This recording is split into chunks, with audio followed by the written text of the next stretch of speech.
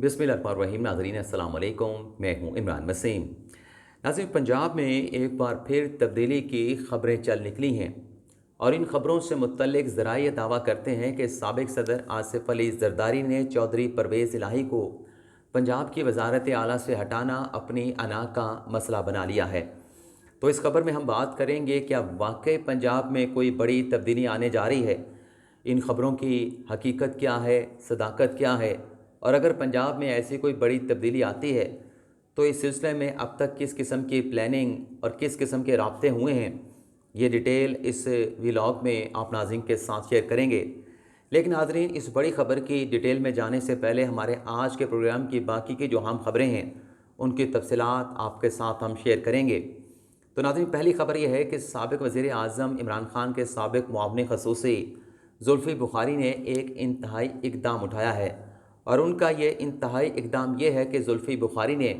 बरतानिया की नेशनलिटी को, बरतानिया की शहरियत को छोड़ दिया है, तर्क कर दिया है। और ये इंतहाई इक़दाम उठाने के बाद जुल्फ़ी बुखारी का ये स्टेटमेंट सामने आया है कि वो अब पाकिस्तान में रहेंगे, पाकिस्तान की आवाम की सियासत करेंगे और इस मुश्किल वक्त में वो अपने लीडर साबिक़ वज़ीर आज़म इमरान खान के साथ कंधे से कंधा मिला के खड़े हैं। तो वाकई एक बड़ा इक़दाम जो है वो जुल्फ़ी बुखारी की जानिब से उठाया गया है। जब तक कानून में कोई तब्दीली नहीं होती, जब तक पाकिस्तान के आइन में तब्दीली नहीं होती, अगर कोई ओवरसीज़ पाकिस्तानी पाकिस्तान की सियासत में अमली तौर पे हिस्सा लेना चाहता है तो इसका वाहिद रास्ता यह है कि वो जो नेशनलिटी है उसके पास दोहरी शरीयत है उसको तर्क करे और पाकिस्तान में आके अमली सियासत में हिस्सा ले। दूसरी नाज़रीन खबर यह है कि आपको मालूम होगा कि कुछ हफ्ते पहले जो लसबेला में एक अफसोसनाक वाक़या पेश आया। कोर कमांडर पेशावर जो थे सरफराज अली साहब एक हेलीकॉप्टर हादसे में हलाक हो गए, उनके साथ कुछ और भी पाक फ़ौज के अफसरान थे। इस हादसे के बाद नाज़रीन, जो शोधा के ख़िलाफ़ या शोधा से मुतल्लिक़ सोशल मीडिया पे जो कैंपेन चलाई गई, मलाइन किया गया शोधा को, इसके बारे में आपको मालूम है कि वज़ारत दाखिला ने एक 6 रुकनी कमेटी तश्कील दी थी जिसमें 4 FIA के अफसरान थे, एक ISI और एक IB का नुमाइंदा था, जिसने अपनी इंक्वायरी रिपोर्ट मुकम्मल करके सोशल मीडिया पे जो लोग भी इन्वॉल्व थे, जिन्होंने शोधा की बेहुरमती से मुतल्लिक़ कैंपेन चलाई थी, उनके ख़िलाफ़ कानूनी कार्रवाई करने की रिकमेंडेशन रिपोर्ट जो है दी गई थी। आज नाज़रीन डेवलपमेंट ये हुई है कि एक सहाफ़ी हैं, रिजवान गिलज़ई उनका नाम है, एक्सप्रेस न्यूज़ में काम करते हैं और 2018 में जब इमरान खान साहब पाकिस्तान के वज़ीर-ए-आज़म बने थे, तब से लेके जब तक इमरान खान के ख़िलाफ़ अदम एतमाद की तहरीक कामयाब नहीं हुई थी, वो प्राइम मिनिस्टर ऑफ पाकिस्तान की बीट को कवर करते थे और अब जो है वो पाकिस्तान तहरीक-ए-इंसाफ़ की बीट को कवर करते हैं। तो आज रिजवान गिलज़ई ने ये जो इंक्वायरी कमेटी की तश्कील थी, मुश्तरका इंक्वायरी कमेटी की तश्कील, जो लसबेला में अफसोसनाक वाक़या और शोधा की जो बेहुरमती का मामला था, इस JET यानी जॉइंट इंक्वायरी कमेटी को, टीम को,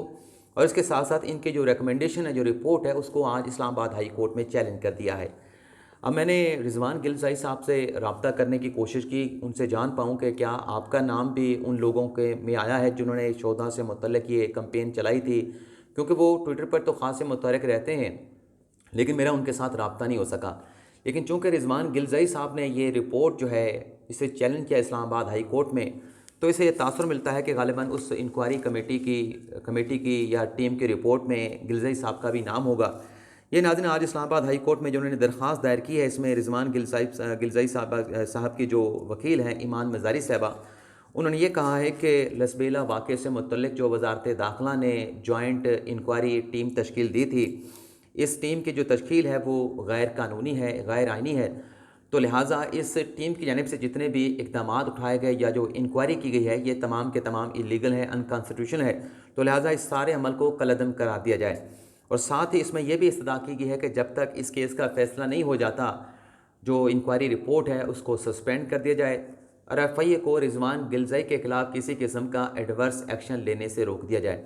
अब ये दरख्वास्त आज इस्लामाबाद हाई कोर्ट में दायर कर दी गई है और मोस्ट प्रॉबली इस बात का इम्कान है कि पीर के रोज़ चीफ जस्टिस अख्तर मिनल्ला इस दरख्वास्त पर समाअत करेंगे। तीसरी नाज़रीन खबर यह है कि जो पाकिस्तान में सैलाब की तबाहकारियाँ हैं, इन तबाहकारियों को देखते हुए वफाकी वज़ीर खुर्शीद शाह ने आज दुनिया से ये मुतालबा किया है कि पाकिस्तान का जो कर्ज़ा है उसको माफ़ कर दिया जाए और साथ उन्होंने ये भी कहा है कि सैलाब की तबाहकारियों के नतीजे में जो पाकिस्तान को मुआशी मुश्किलात का सामना करना पड़ेगा,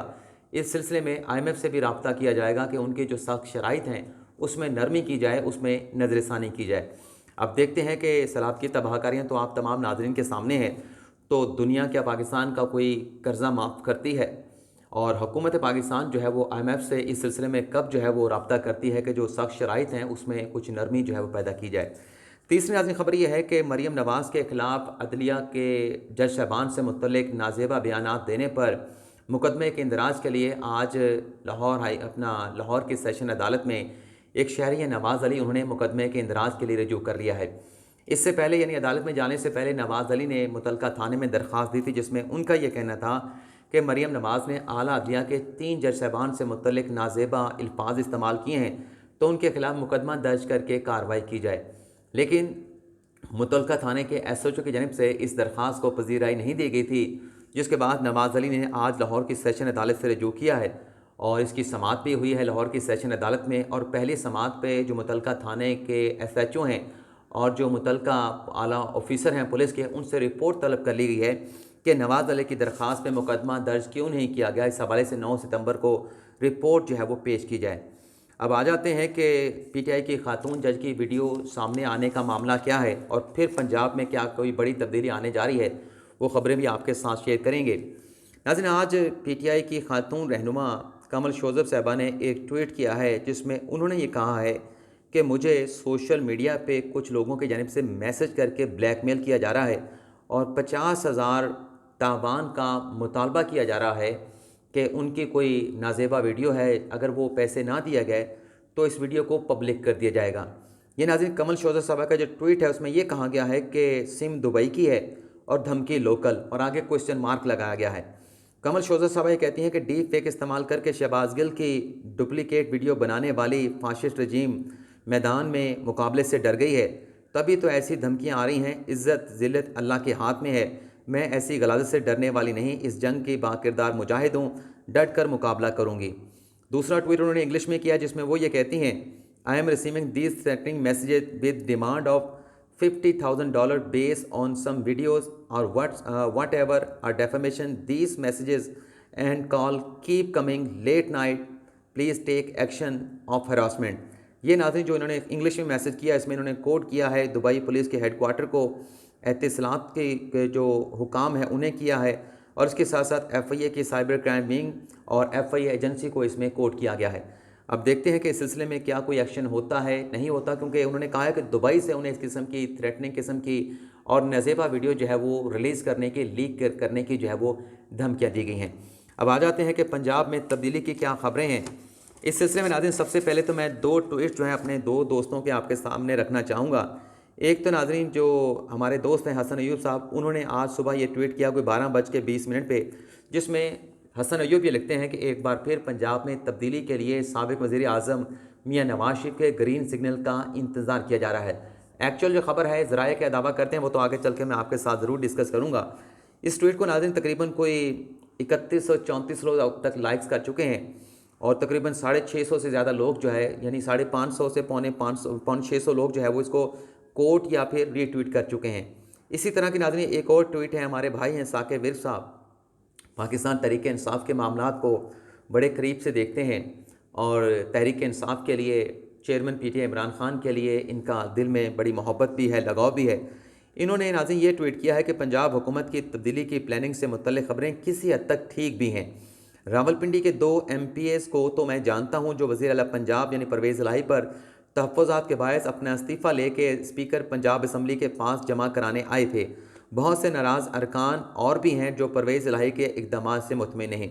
अब ज़ाहिर सी बात है कि ये जो MPs चौधरी परवेज़ इलाही के इक़दामात से मुतमिन नहीं है, इनका ताल्लुक़ जो है वो पाकिस्तान तहरीक इंसाफ से होगा।